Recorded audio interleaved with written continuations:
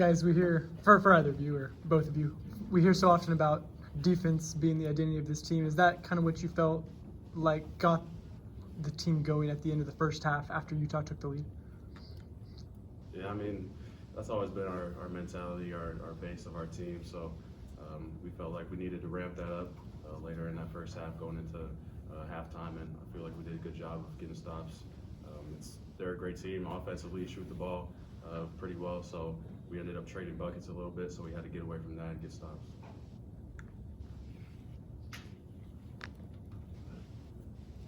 Curtis, I know that they don't need to tell you twice to shoot, but have you always had that level of confidence in your shot dating back to your Buffalo and Indian Hills days, or is that something that grew the first day you got here?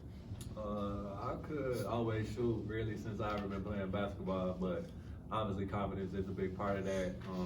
And right now I'm more confident than ever. So I say I could always shoot, but the confidence going along with it right now is just great for me.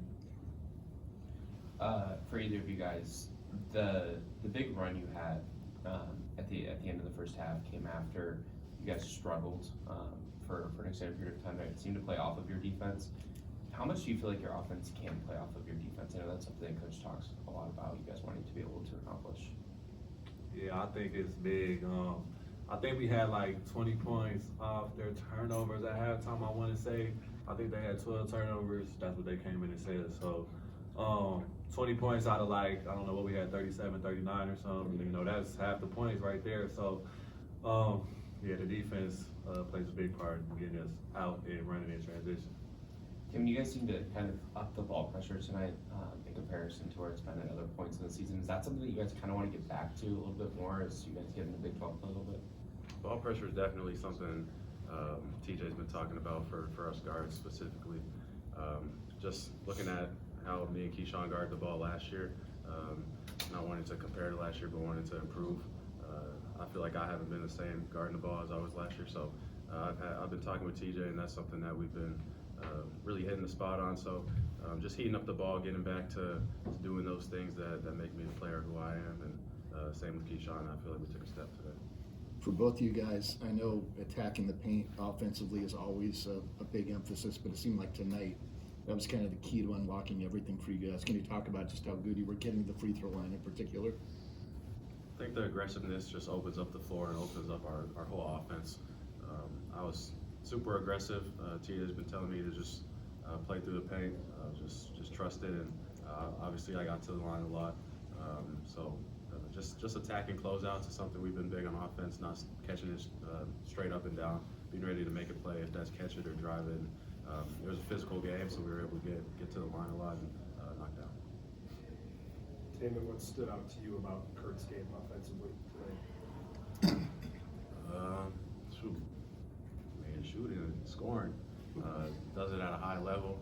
I feel like every time he shoots one of those floaters or pull-ups, just going in. I think I'm more confident in his shots than he is. So it's crazy, but I feel like the ones I pass to him, he kind of misses sometimes. So I got on him in the game, and I got him 2 assists. So I was like, you got to make my next one. But just having fun, and I know I'm going to look for him every time down the court, because when it goes up, I'm expecting it to go in. Do you think he's more confident in you than you are in yourself? Yeah, I feel like all my teammates probably more confident in me than myself. Even though I'm very confident in myself, it's just like I'm hard on myself as well. You know what I'm saying? So, and they not really hard on me. That's probably the only difference I see. Thanks, guys. Thanks, guys. Appreciate it. Yep. Got one more.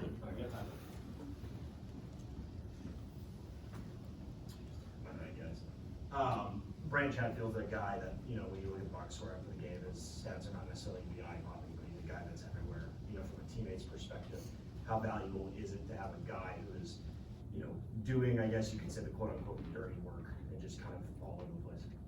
I think all the great teams need guys like that on their team that kind of fly under the radar, don't get a lot of attention, a lot of hype, and he's the perfect guy for it because he doesn't need any of that. He's just going to go in every day, every practice, and do what he does in games, and that's work hard, that's hit bodies, that's be physical, just be the player he is, and we're confident in him, and he's continuing to grow. Yeah, I agree with what Tamin said. Brant, he's just great. Like, he's the same guy every day when he comes in. You know, he done got me a few buckets tonight.